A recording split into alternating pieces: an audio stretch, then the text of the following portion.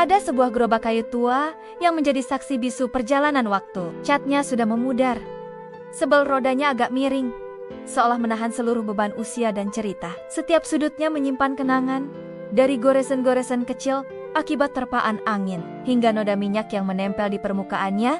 Semuanya bercerita tentang perjuangan yang tak kenal lelah. Gerobak itu selalu muncul di sudut yang sama, di pertigaan jalan yang tidak terlalu ramai, tepatnya di depan tembok pagar sebuah sekolah dasar yang sudah lama tidak aktif. Setiap hari, tepat 15 menit sebelum azan maghrib berkumandang, terdengar suara berderit pelan yang sudah menjadi semacam penanda waktu bagi warga sekitar. Itulah suara gerobak Pak Ahmad yang setia datang, membawa harum kolak pisang dan gorengan sederhana untuk berbuka puasa. Dialah Pak Ahmad, seorang lelaki parubaya yang usianya mungkin sudah menginjak kepala 6, tapi kerutan di wajahnya bercerita lebih banyak dari sekadar angka. Mereka bercerita tentang terik matahari yang tak terhitung jumlahnya, tentang hujan yang kadang menguji kesabarannya, dan tentang kehidupan yang tidak selalu memihak. Di sudut matanya terdapat garis-garis halus yang seolah menggambarkan setiap senyuman yang pernah dia berikan meski dalam kesulitan. Di dahinya terdapat alur-alur dalam yang menceritakan kekhawatiran yang pernah menghampiri, namun berhasil dia hadapi dengan kesabaran. Pak Ahmad bukanlah penjual takjil dengan gerobak listrik berhias lampu gemerlap atau tenda yang megah. Dagangannya sederhana saja, kolak pisang yang kuahnya tidak terlalu manis, dengan potongan pisang yang cukup banyak, beberapa bungkus bubur kacang hijau yang dibungkus dengan daun pisang, serta gorengan sederhana seperti tempe mendoan, pisang goreng, dan beberapa jenis bakwan. Harganya sangat terjangkau, bahkan untuk ukuran sekarang, Rp1.000 per bungkus, dan kadang untuk anak-anak yang tidak punya uang. Ia hanya tersenyum dan berkata, "Sudah, ambil saja nak. Yang penting perut kenyang untuk buka puasa. Nanti kalau ada rezeki, bayarnya boleh kapan-kapan." Itulah amalannya yang tidak pernah masuk buku catatan manapun, tapi mungkin tercatat rapi di sisi lain. Hari itu, bulan Ramadan memasuki 10 hari terakhir. Udara terasa lebih pengap dari biasanya, seolah langit juga ikut berpuasa menahan hujan. Pak Ahmad, seperti biasa, sudah bersiap di posisinya sejak sore. Wajahnya teduh, meski keringat mengucur deras di pelipisnya dan membasahi baju lusuhnya yang sudah berwarna pudar. Tangannya yang berurat dan penuh dengan kapalan terlihat lincah menyusun bangkusan-bangkusan takjil di atas gerobaknya. Sesekali membersihkan debu yang menempel dengan sehelai kain lap yang sudah compang-camping. Tiba-tiba, sebuah mobil mewah berwarna hitam, jenis yang jarang sekali melintas di jalan itu, melambat dan berhenti persis di depan gerobaknya. Mobil itu begitu mengkilap, seolah baru saja keluar dari cucian mobil. Kontras sekali dengan lingkungan sekitar yang sederhana. Dari dalam mobil, turun seorang pria dengan penampilan yang sangat nicis. Kemeja putihnya tampak begitu rapi dan bersih, celana bahannya tanpa satu kusut pun, dan sepatu kulitnya mengilap, bahkan di bawah sinar matahari sore yang sudah redup. Wajahnya tampan, dengan kumis tipis yang terpelihara rapi, dan caranya berjalan penuh wibawa. Dia mendekati gerobak takjil Pak Ahmad dengan langkah pasti, tapi tidak terburu-buru. Bukan rasa takut yang menghampiri Pak Ahmad, melainkan rasa heran yang dalam. Biasanya, pembelinya adalah warga sekitar yang sudah dikenalnya, atau para pekerja yang sedang dalam perjalanan pulang. "Ada yang bisa saya bantu, Tuan?" tanyanya dengan sopan, sambil membersihkan tangan kanannya yang sedikit berminyak pada sehelai kain lap yang selalu dia bawa. Pria itu tidak langsung menjawab. Dia memandangi dagangan dengan seksama, matanya yang tajam menyapu setiap sudut gerobak yang sederhana itu. Dari ujung ke ujung, seolah sedang menghitung atau menilai sesuatu.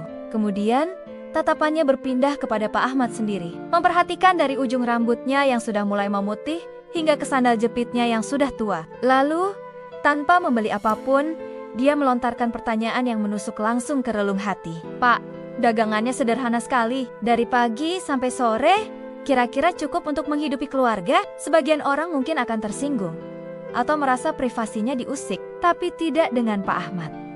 Pengalaman hidupnya yang panjang telah mengajarkannya untuk tidak mudah tersinggung.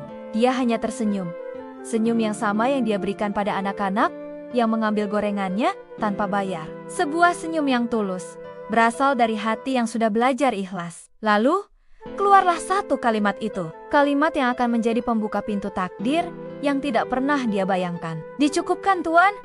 ucapnya dengan suara tenang dan mata yang berbinar penuh keyakinan. Rezeki itu urusan Allah.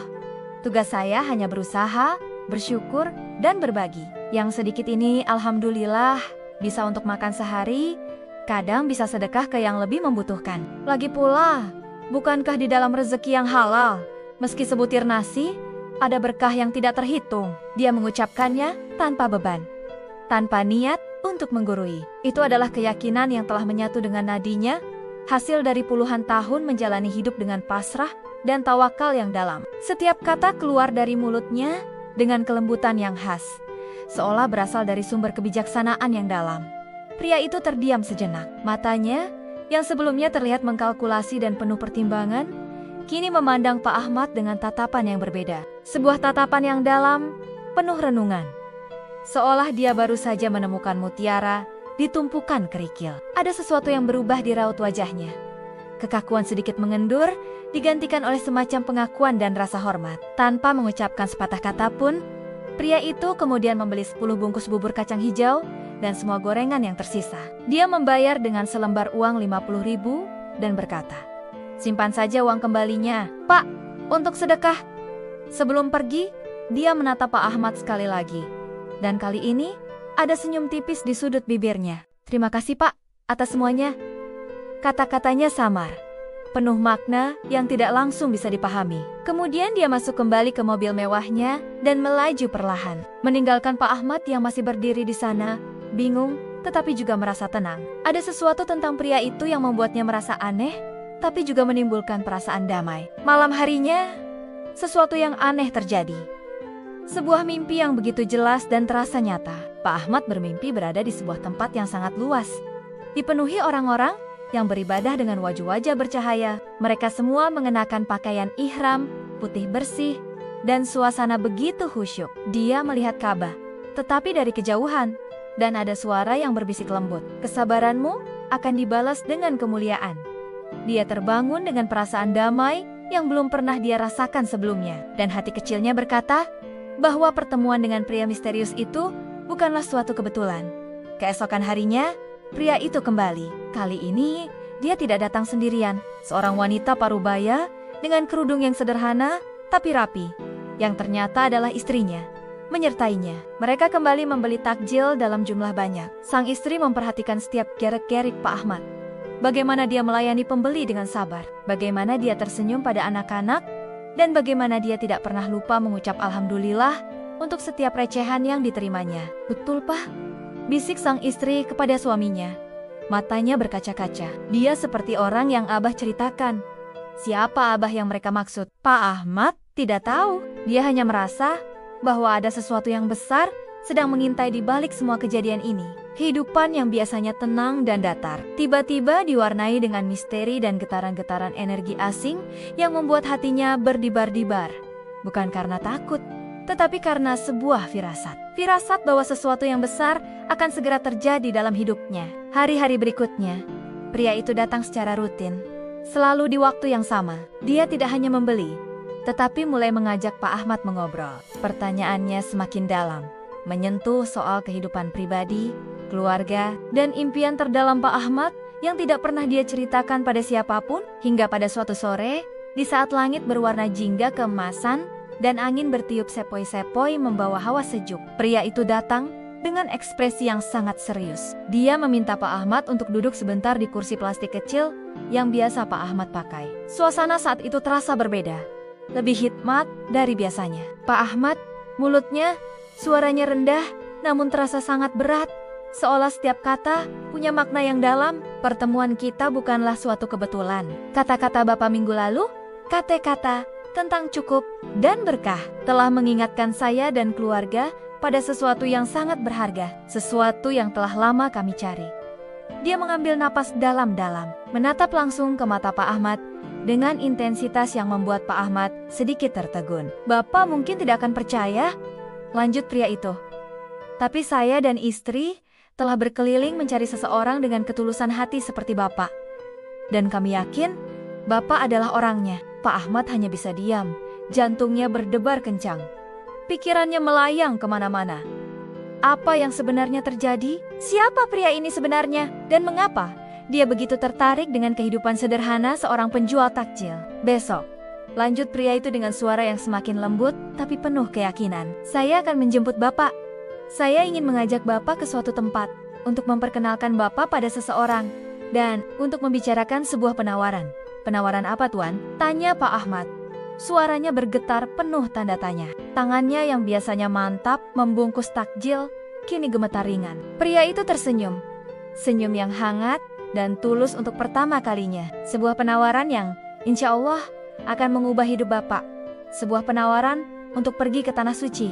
Fade out dengan musik penutup yang dramatis dan penuh teka-teki.